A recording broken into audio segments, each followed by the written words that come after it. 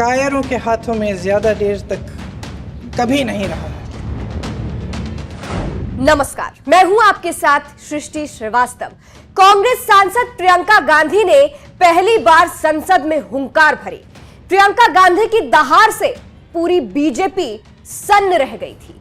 प्रियंका गांधी ऐसी ऐसी बातें कर रही थी कि बीजेपी की दिग्गज भी चुपचाप प्रियंका गांधी को सुन रहे थे। इसी बीच संसद में प्रियंका गांधी ने ऐसी बात कही जिसके बाद से कहा जा रहा है प्रियंका ने सीधा सीधा प्रधानमंत्री मोदी को कायर कह दिया है। जी हां, चलिए आपको भी बताते हैं पूरी खबर के बारे में। दरअसल प्रियंका गांधी ने संसद में अपना पहला भाषण दिया। प्रियंका गांधी संसद में जब बोल रही थी तो वो नजारा देखने लायक था। सब चुपचाप बैठे थे और प्रियंका गांधी लगातार मोदी सरकार पर, बीजेपी पर हमला बोल रही थी। इसी बीच प्रियंका गांधी कहती है कि ये देश ज्यादा देर तक कभी भी कायरों के हाथ में नहीं रहा है।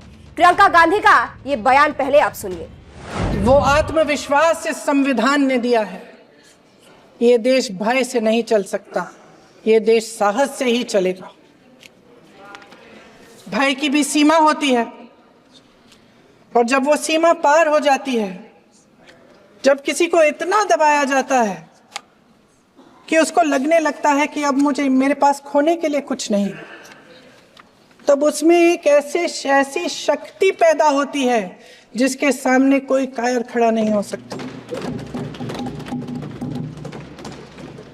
ये देश कायरों के हाथों में ज्यादा देर तक कभी नहीं रहा है।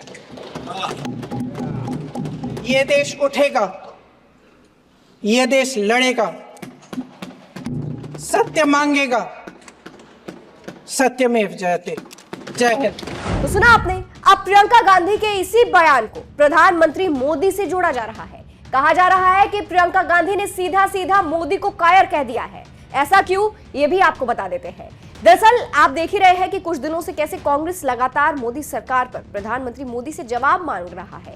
चाहे वो अडानी का मुद्दा हो, बेरोजगारी का मुद्दा हो या फिर मणिपुर का मुद्दा हो, इन सभी मुद्दों पर कांग्रेस हमलावर है और प्रधानमंत्री मोदी से जवाब मांग रहा है। लेकिन प्रधानमंत्री मोदी जवाब देने नहीं आ रहे हैं। और इसी के साथ साथ ये भी कहा जा रहा है कि प्रधानमंत्री मोदी संसद में भी कुछ बोलने नहीं आ रहे हैं।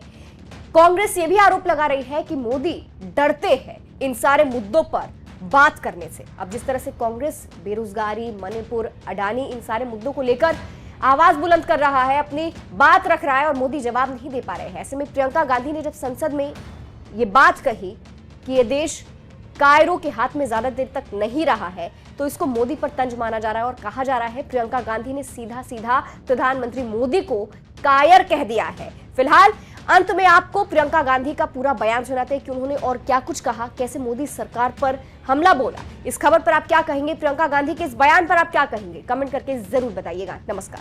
हमने का पूरा प्रयास किया है।